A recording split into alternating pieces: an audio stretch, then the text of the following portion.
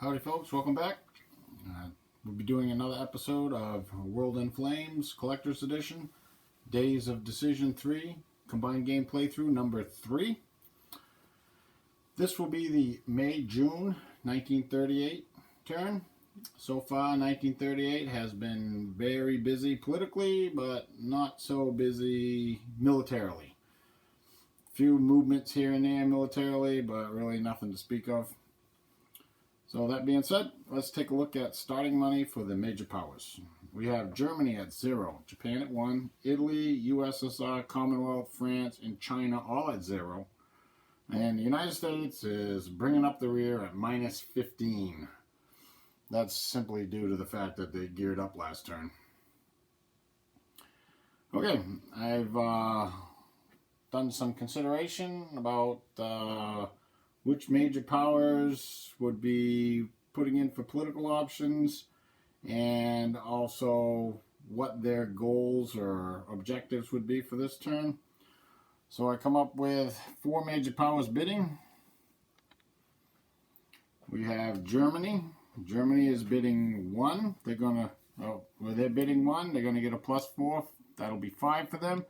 Japan is also bidding 1. They're going to get a +4 for bonus bid points, because they didn't get a political option last turn. And their current position gives them a 3. It'll be 8 total, but they're going for 2 options. So that's a 4. Commonwealth and France are also bidding 3 because they had a hunch the Germans might be trying something. So let's see how this is going to work out. Let's go over to the track.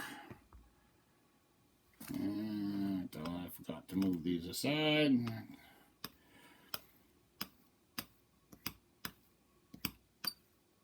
So we have Germany at +1 with a +4 is 5. That's going to put them in at first. The Japanese going for 2. They bid 1. This gives them 4. With 4 bonus bid points is 8. Divided by 2 is 4. That's good enough for second.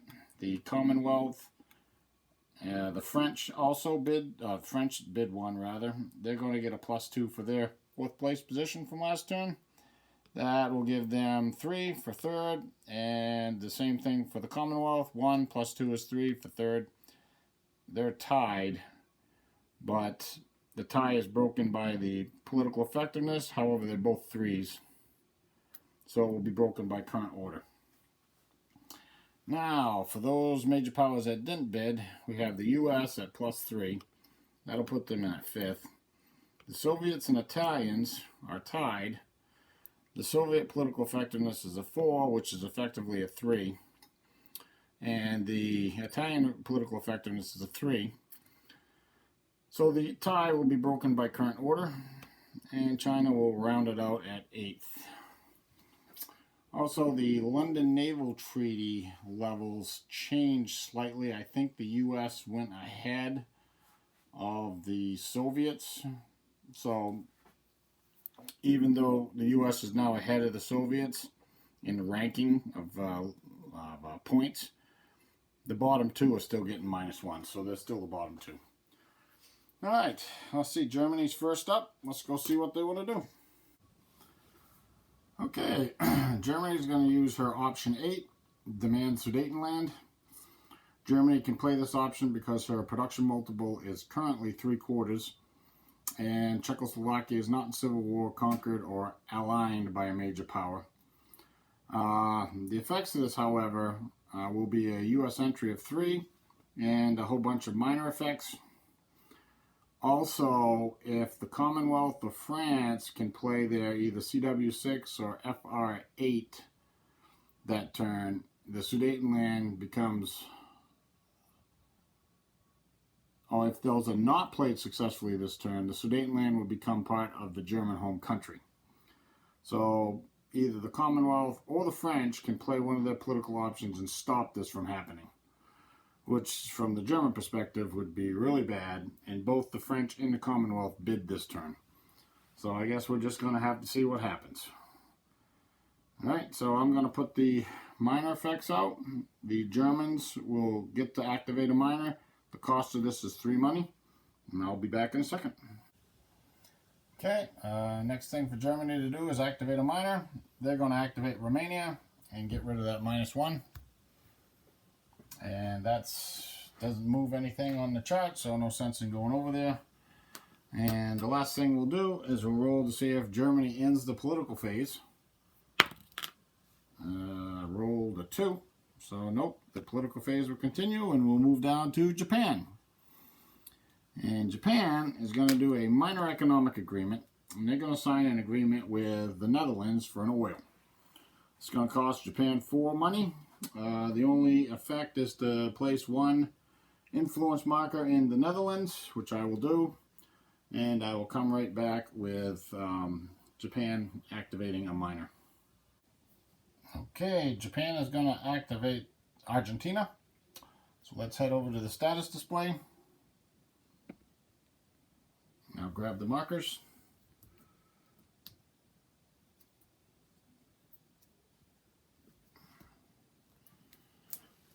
Okay, we have a 1 for the US, a 1 for Germany, and 2 for Japan. And the Argentine marker, I think, is right on the bottom.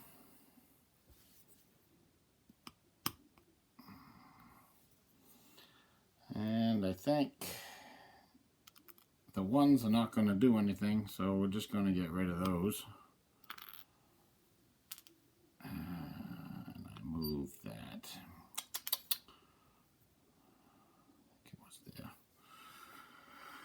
Okay, let's see, we got 2 for Japan, so that's going to move the marker 1 hex closer to Japan. And we'll go there. And that will be that. And the last thing for the Japanese to do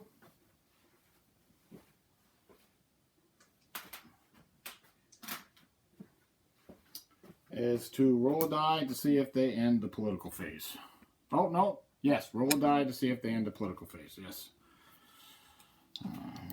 That should be on Japan. So there's been 1 previous political option played. A 4 does not end the political phase. So now Japan will get a chance to play her second political option. And apparently the fascists have been coordinating. So Japan is going to play IPO 10, Government Falls Election Called. They're going to play this on France. It's going to cost them money. France has not had her 1938 election yet. So the effects of playing this option is it forces the country that you play it on to have an election in their next, if they're due for an election that year, in their next possible opportunity. So, okay, yes, so France will have to hold an election the next time she has a political option available. Okay, so that's to get to activate a minor.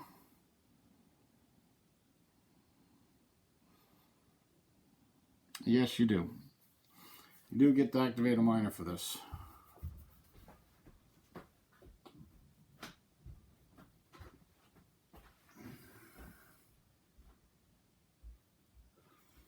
Alright, I don't know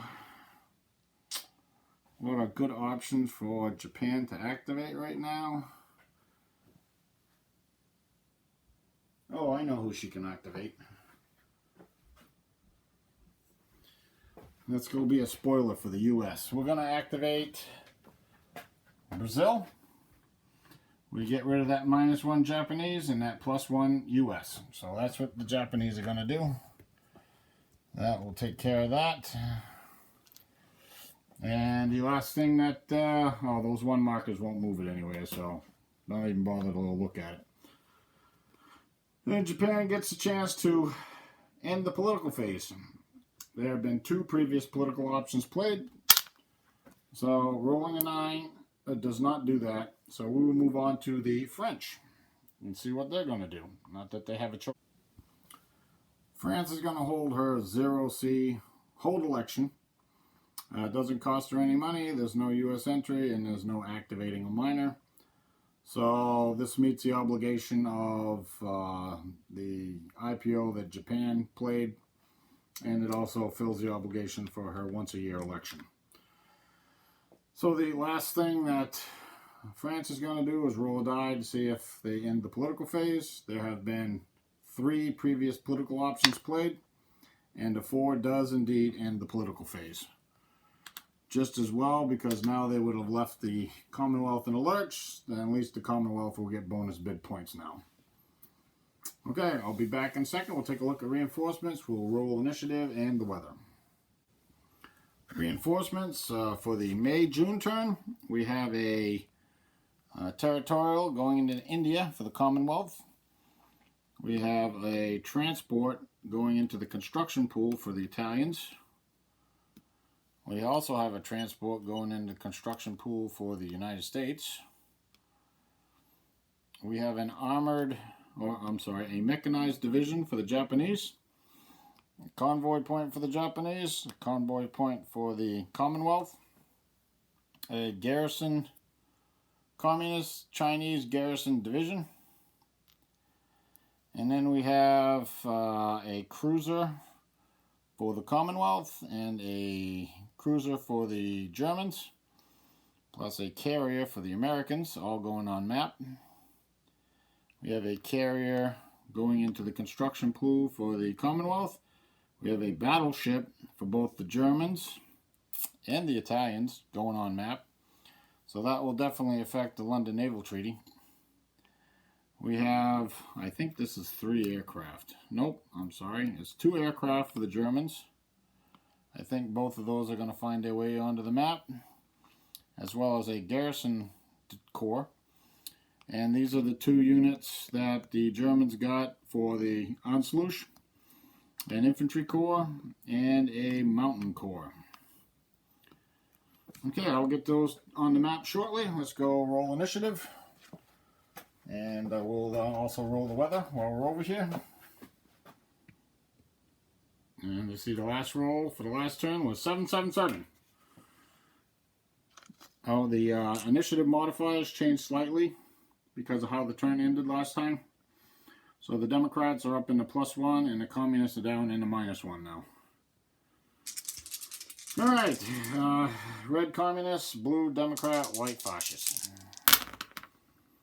Well, the Fascists lost, amazingly enough.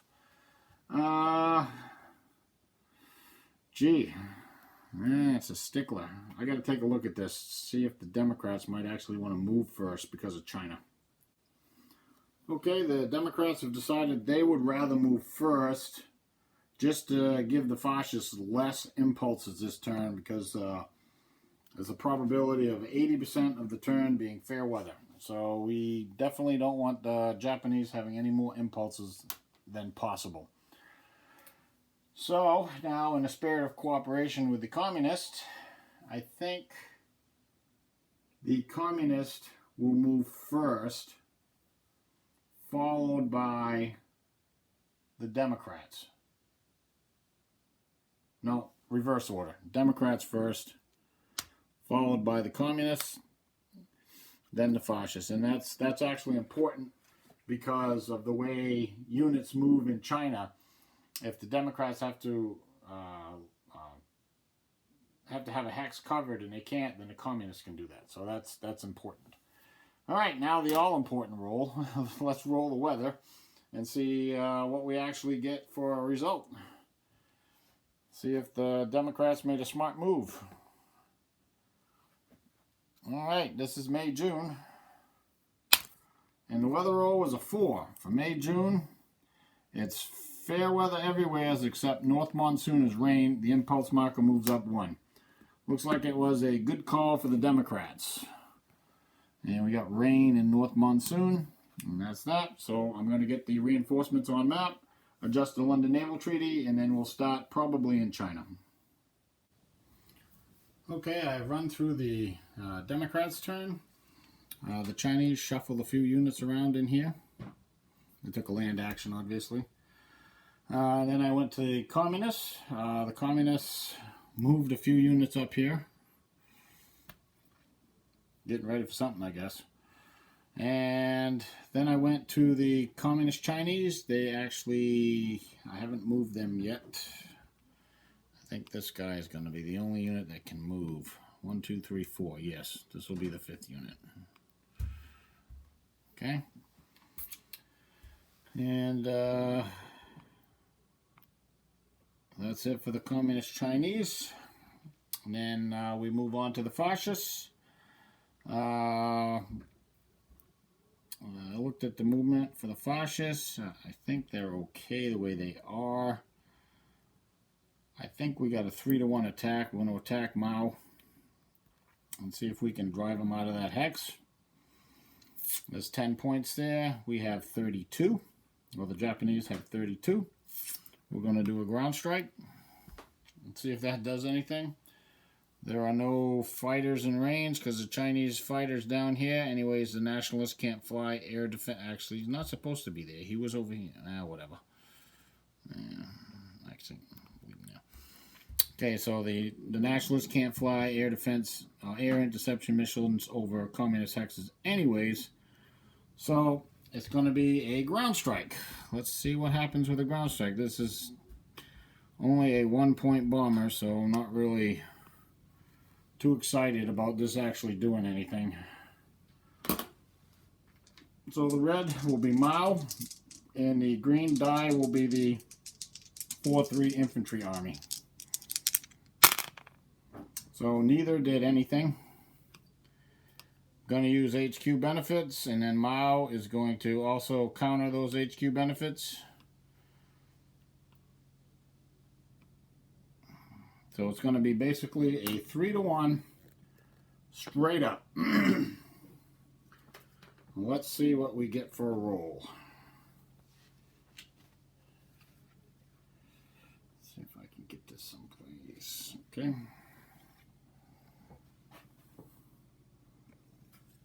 This is the assault table. The 3-to-1 column. Doesn't look too good. About a 20% chance, 30% chance, 30% chance the Japanese could get hosed. Well, let's roll a die and just see what happens.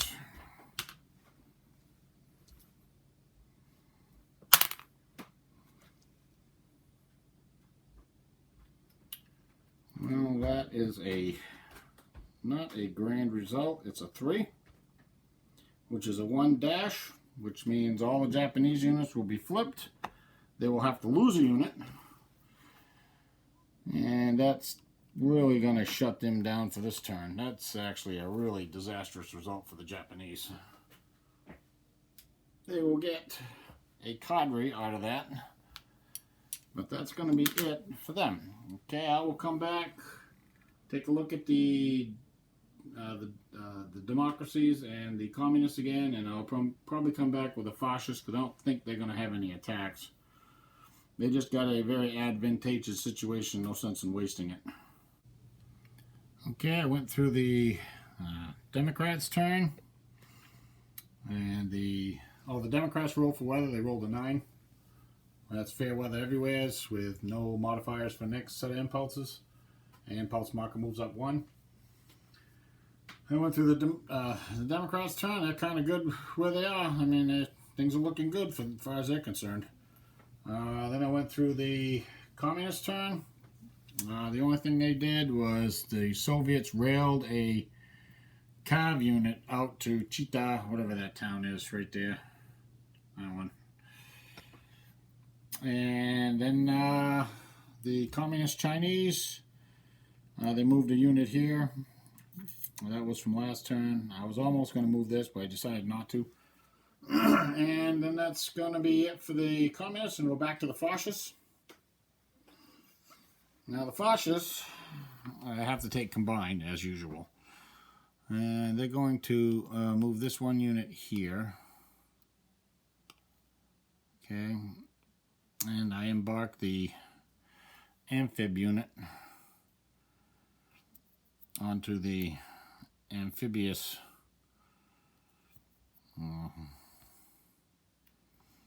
amphib naval unit,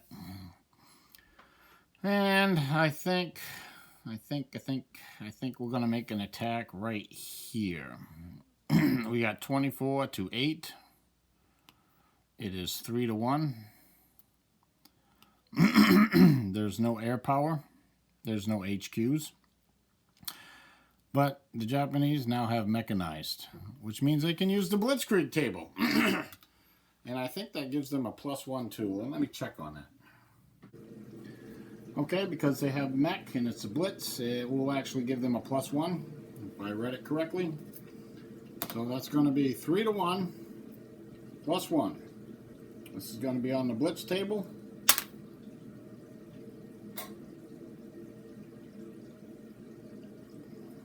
And rolled a 6. Let's take a look at that. Where's the table? Okay, right there. All right. Got 3 to 1. 3 to 1 +1, 6 is a 7. And the results of that is cross 1R. So one Chinese unit is destroyed.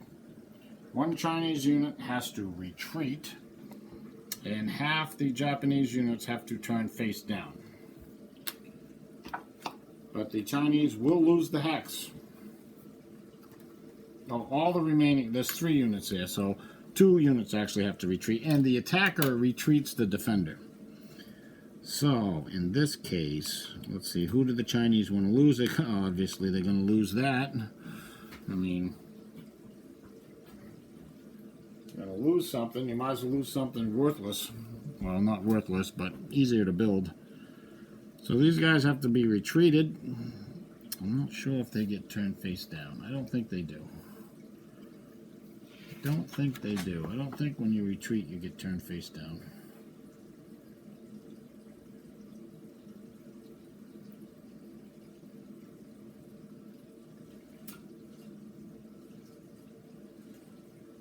Doesn't say it, so I'm going to assume they remain face up. But the attacker could actually blitz into this hex with this mechanized unit if the hex cost 1 point. Unfortunately, it costs 2 on this map, so there'll be no breakthrough and blitzing. So let's see what we're going to put out there. Let's put the Tokyo Militia. Put this 6-3 and the 1-6 mechanized unit. All the remaining units must turn face down. Actually, I'm going to leave him here.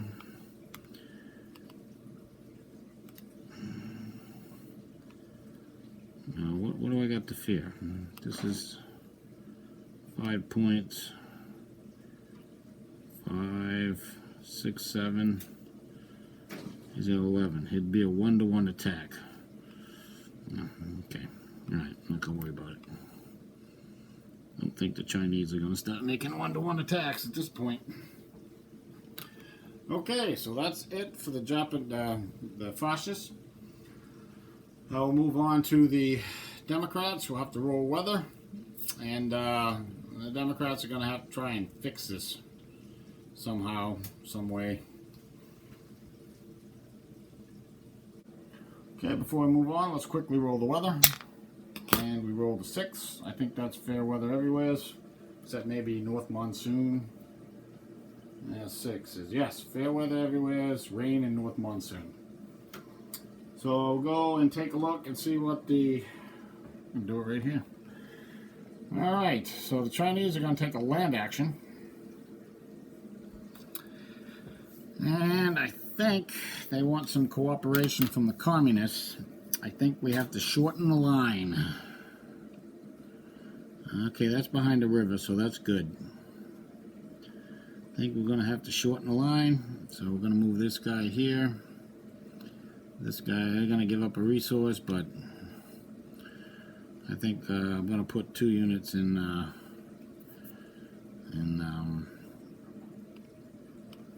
Shanghai. And I think these guys here, I can't retreat Mao. Wow, that's a crap. Nothing's going to be able to attack them anyway, so let's put this here.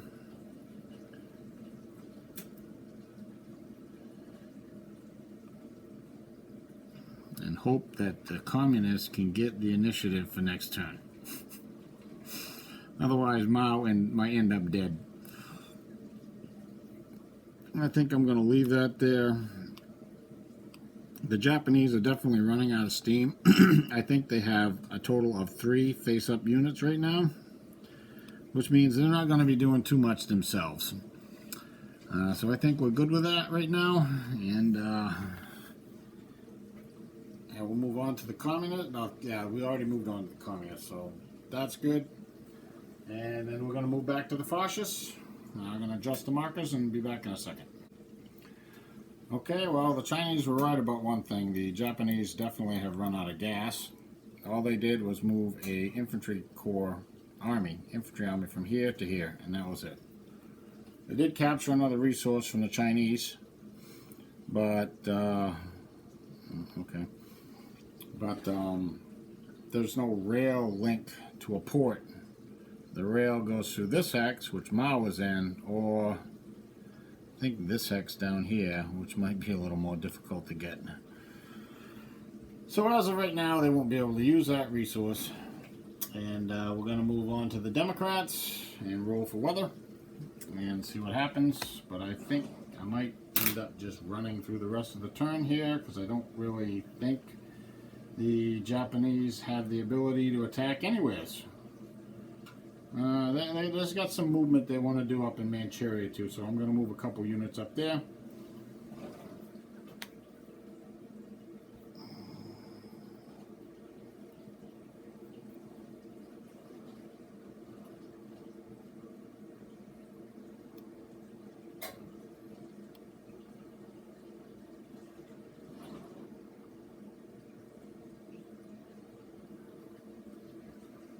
Okay, that's about that. And let's roll weather. The weather roll is a 6, same as last turn. I think I'm just going to run through the rest of the turn at this point. I don't really see anybody doing anything because the Chinese got their noses bloodied a little bit, and the Japanese are all flipped over, so I don't really think anybody's going to do anything. So I'll run through the rest of the turn. I'll probably see you at production. Okay, we're back at production. I finished the turn out. I think it ended on the Democrats' impulse, which meant the Democrats slid 1 to the right and the Communists slid 1 to the left for the initiative modifiers. The partisan roll ended up being in South Africa, and it ended up being a 1-1 partisan and cost the Commonwealth a resources turn. And so then I went to production, and the production has changed a little bit. Now the Germans are producing 14. They are starting with 10, and they spent 9 for this turn. Pilot, infantry, corps, sub, and a tactical bomber. The Japanese are producing 7. They started with 2, got 1 from a cadre, because that unit that was lost was stacked next to a HQ. So they had 3, and they spent 3 this turn, which is a militia and a 1-point combat air group.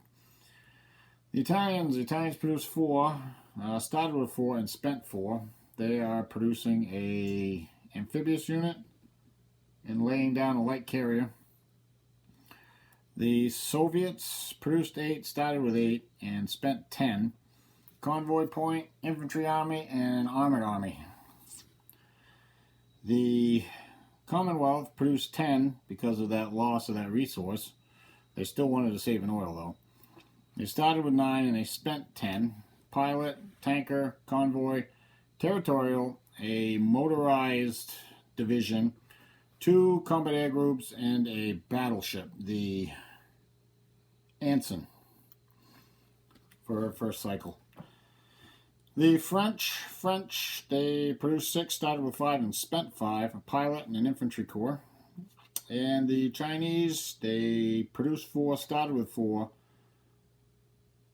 They produced 3. They started with 4 because they got 1 Lend-Lease. The U.S. sent them a Lend-Lease point. And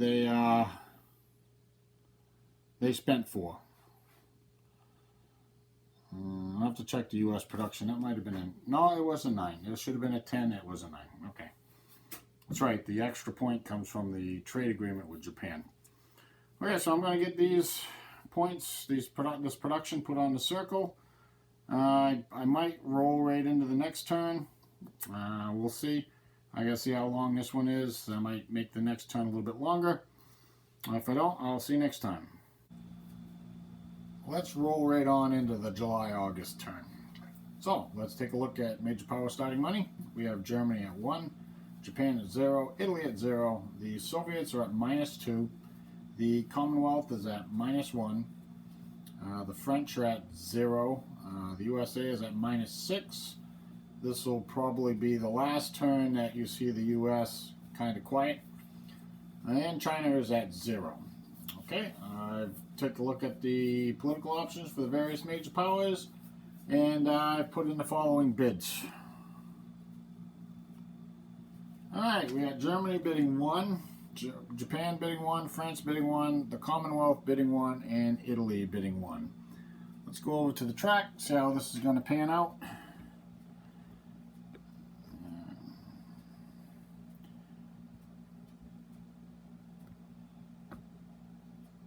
Alright, I think I got everything in the screen.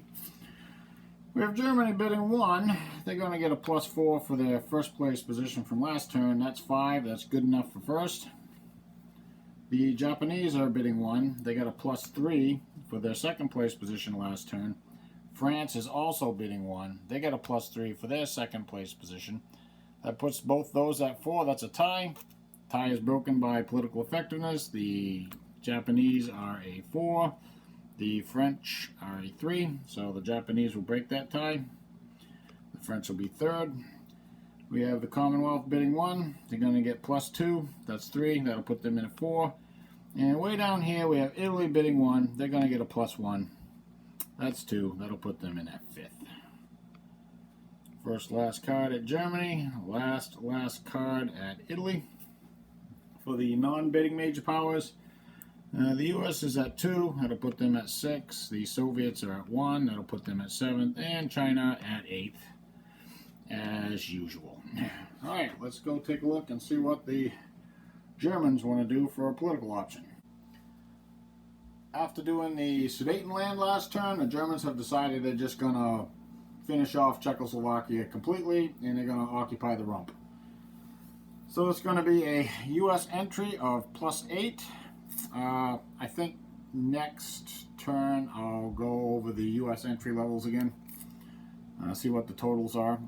There's a whole bunch of minor effects here, so I'll put all that out, record the U.S. entry, pay the $6 for the Germans, and one of the consequences of this is that the Commonwealth's political effectiveness is going to be increased by 3. France's political effectiveness is going to be increased by 1. The Germans are going to get 2 infantry, an armor, a fighter, and a land 3, and 2 pilots. They're going to arrive as reinforcements next turn. So it's a big chunk of troops that the Germans are going to get. Czechoslovakia is now considered to be a German colony. Alright, I'm going to do all that, and I'll be back with Germany activating a minor. Okay, time for Germany to activate a minor, and Germany is going to activate Romania. We have a +2 marker in Romania. Let's head on over to the status display.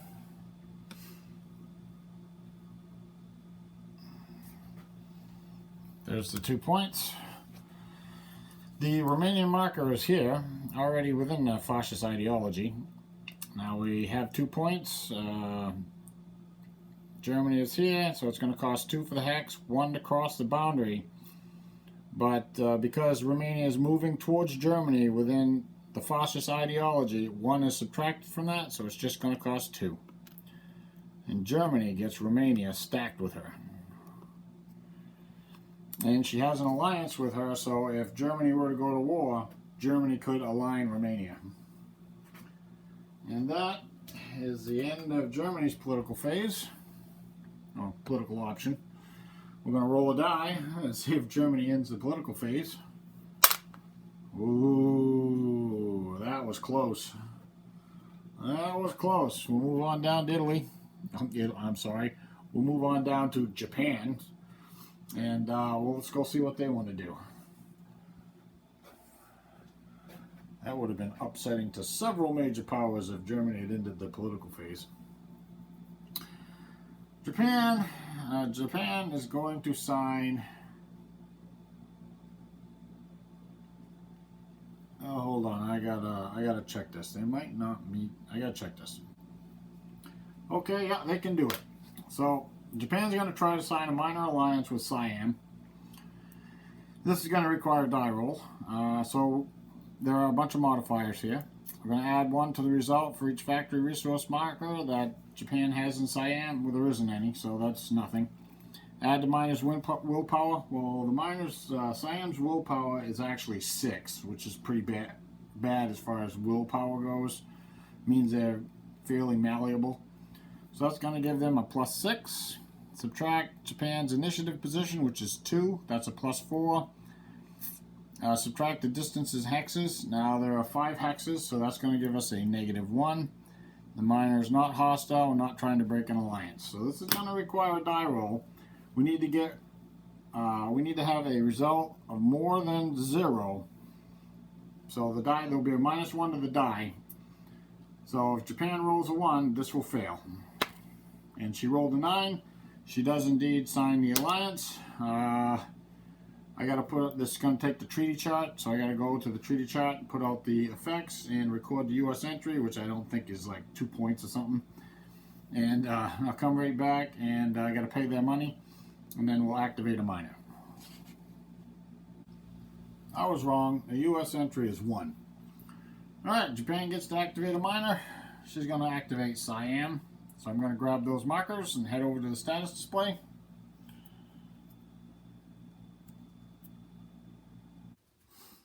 Okay, here we are at the status display. There are 5 markers. The French, Soviet, and American markers are all 1 or -1. They're not going to do anything. So we can just get rid of them right off. Now what we have is we have a 7 for the Japanese and a -4 for the Commonwealth. Now Siam is right here. And I think it will actually matter quite a bit to do this, the order of this. So I think the Japanese are going to use their marker first. That's 7.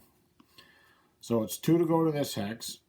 It's 2 + 1 for the boundary to go to this hex. That's 3. Now it's normally 2 for this hex, but we're moving towards Japan within their own ideology, so 1 is subtracted. So we've used 5. It'll cost 1 for this hex and 1 for this hex. That's a total of 7. And that uses the 7 Japanese. Now we have a -4 Commonwealth. The Commonwealth is off this direction. Okay, so that's going to push the marker into either this hex or this hex. It's Japan's choice. There's a -4, so normally it costs 2 for this hex. 1 to cross a boundary, that's going to be 3. There's just enough to push Siam into the hex with Japan. And the other -1 is not enough to do anything, so that's lost. Alright, so now we have all 3 fascist powers with a miner stacked under them. We also have the Commonwealth with a miner stacked under it, and France lost their miner that was stacked under them because Czechoslovakia no longer exists. Okay, the last thing for Japan to do is roll a die and see if they end the political phase. There's been 1 previous option played. A 10 does not end the political phase, and we will move down to the French and see what they want to do. The French are going to offer a level 3 treaty to the Commonwealth. Normally this will cost the French 3 money.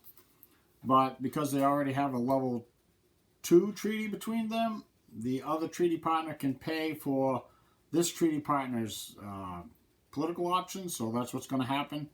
The Commonwealth is going to pay the 3 money for France's political option. Now, nothing's going to happen right now.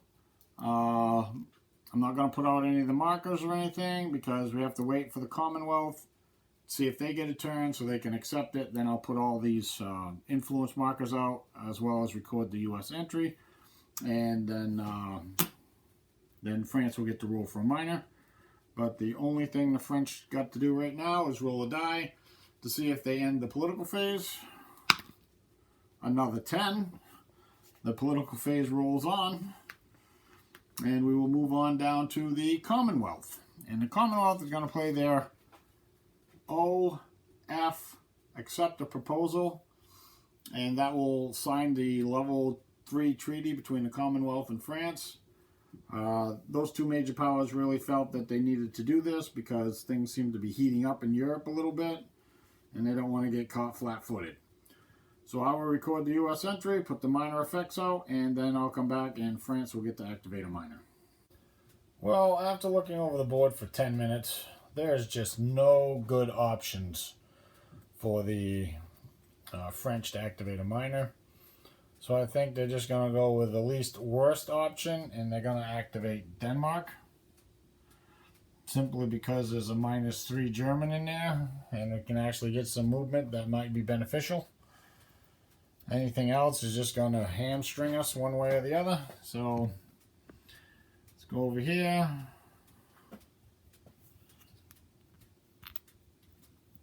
The Denmark marker is way over here. And we got a -1 US. I'll put them over here. A -3 German and a -1 Soviet. Well, the -1s don't do anything. The -3 German, and Germany is off this way, so it's going to drive the marker into this hex. So we'll do that. And the other -1 left over is not going to do anything. Well, last thing for us to do is roll to see if the Commonwealth ends the political phase. Whether or not Italy gets to do something. Oh, and the political phase is over. There have been 3 previous political options played. That's a 0 to the die roll, so Italy will not get a chance to do a political option this turn. However, she will get bonus bid points for next turn. I'm going to go record all that, and when I come back, we'll take a look at reinforcements. Okay, let's take a look at the reinforcements for this turn. We have a Japanese militia.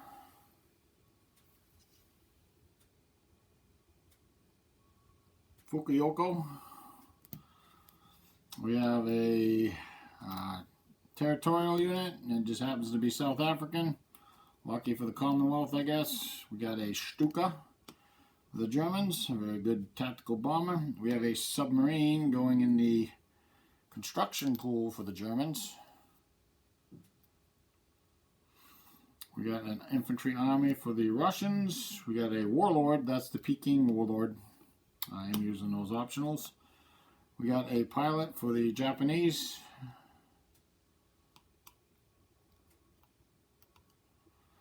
We got a transport for the British. That will be going on map. Very much needed. We have a Cav Corps for the Nationalist Chinese. We have a transport for the Americans.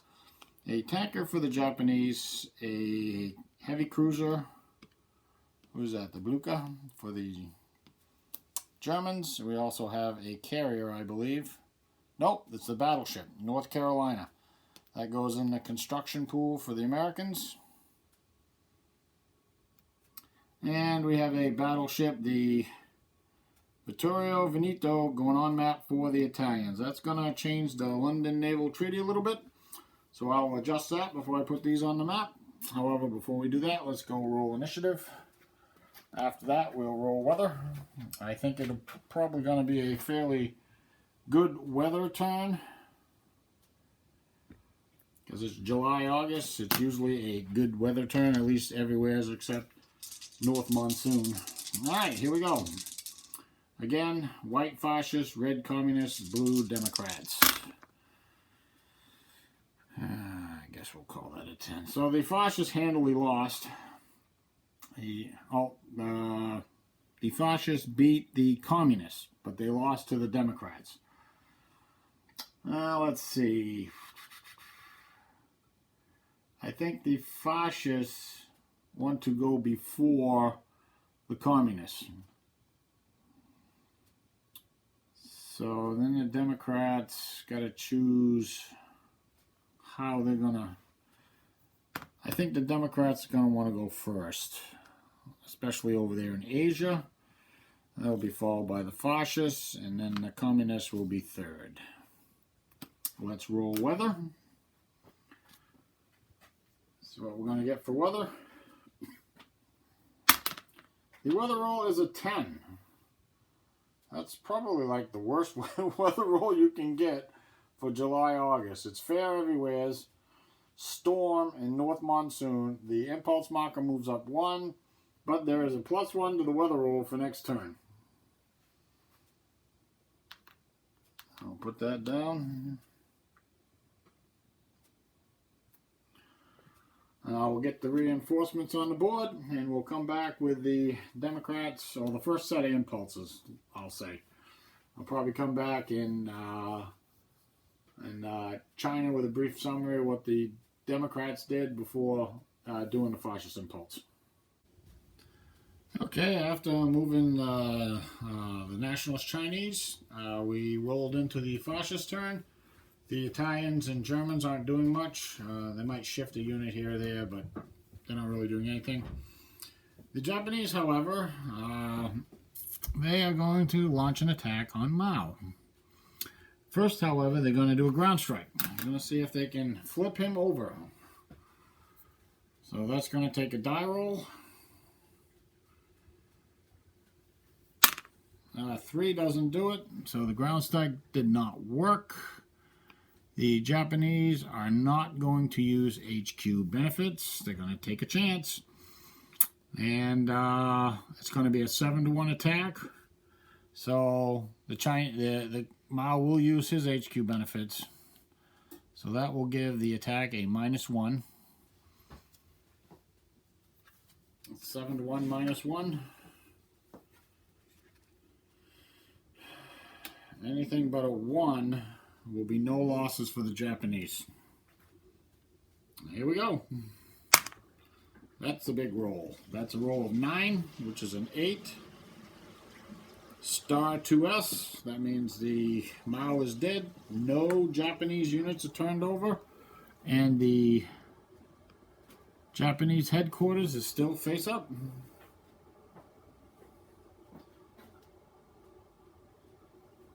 That's a pretty devastating blow for the Chinese right there.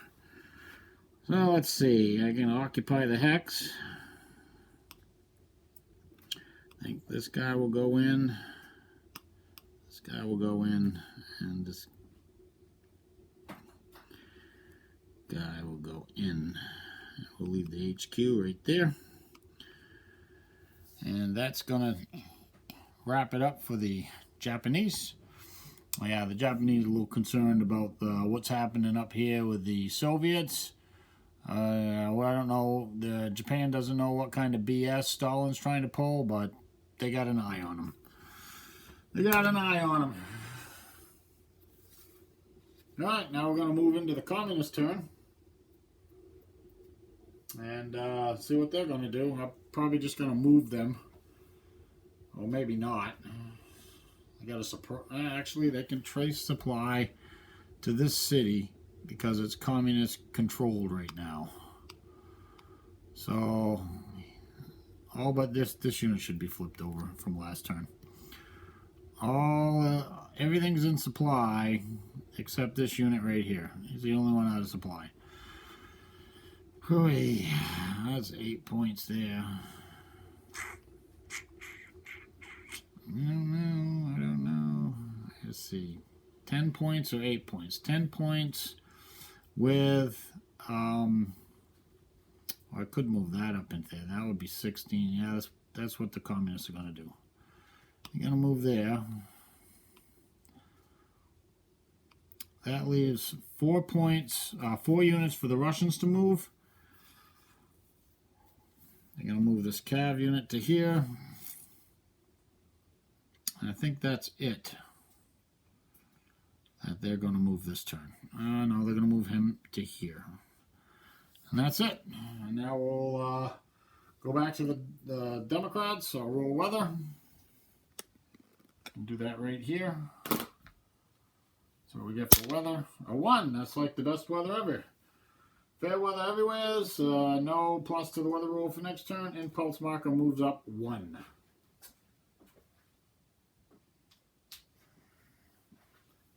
That was actually a 2. Oh, I'm sorry. Rain in North Monsoon. Rain in North Monsoon.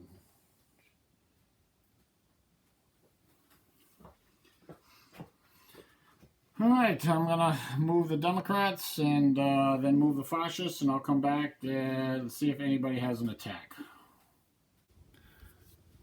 Okay, we're back. We're on the third set of impulses now. Basically, I ran through a whole set of impulses because nothing really happened. We're back to the Fascists, and now the Fascists have an attack. Really isn't much the Chinese can do about it, but they got an attack right here. It's 24-6. Half because of the river. It's 2-1. Uzumu made his way down there, so he's there. He's going to use HQ benefits. It's going to be 2-1 plus 1. Let's roll a die. Oh, that's a big roll. That's a big roll. That's an 8. 2-1 plus 1. That's a 9. Oh, that's too bad. Dash 1S. Okay, all the Japanese units are going to be flipped over. 1 Chinese unit is shattered, 1 is destroyed, and they will lose the hex. Another plus would have kept the Japanese units face up. Okay, so these 2 guys are gone. Nanking is lost. But all the Japanese units are going to be face down. I'm going to put both of these here.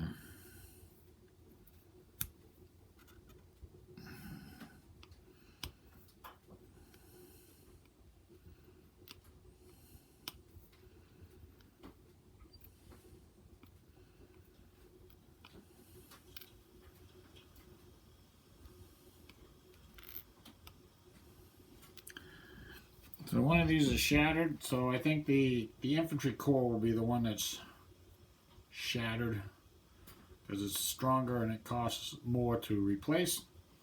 I'll take care of that, and then we'll move on to the Communist impulse.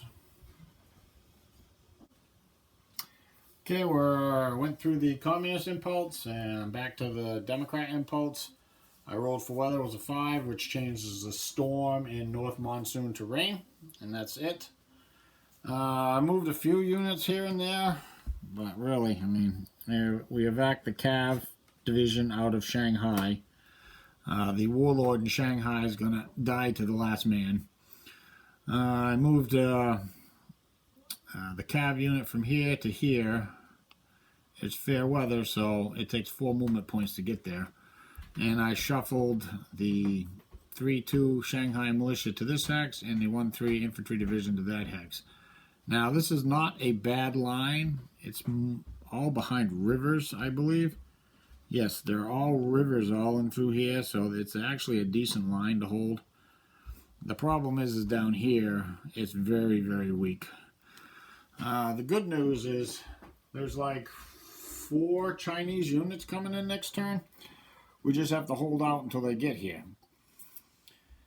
And the communists losing Mao wasn't really wasn't the best situations, but that's what happens sometimes.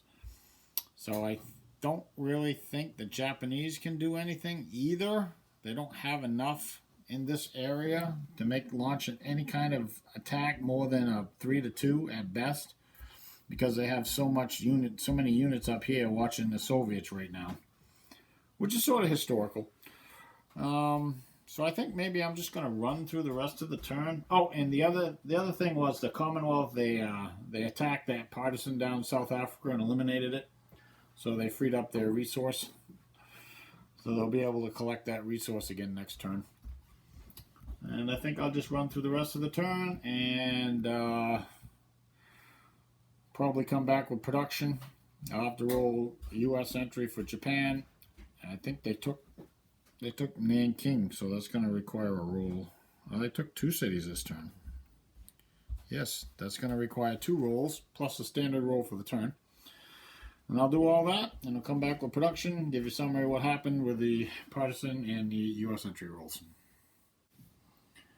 Okay, here we are at production. The turn ended on the fascist impulse, so the communist marker moved up into the +1 for initiative modifiers, or initiative, whatever it's called. Ideological initiative modifiers. Okay. Alright, so I did the partisans. I rolled 5, which is nothing. There's no area that's on 5 where there's conflict right now, and it was all green. So even in South Africa, that has to be red for something to happen there. And then I rolled a U.S. entry for Japan. The regular turn roll was a 1, which becomes a 0, which is a -1. And then I rolled a 2 for one of the cities and a 5 for the second city, which is another -1 and a 0. So absolute garbage for U.S. entry rolls as far as the democracies are concerned. Then I moved on to production. Okay, so let's go over production. So Germany produced 14, started with 8 and spent 9.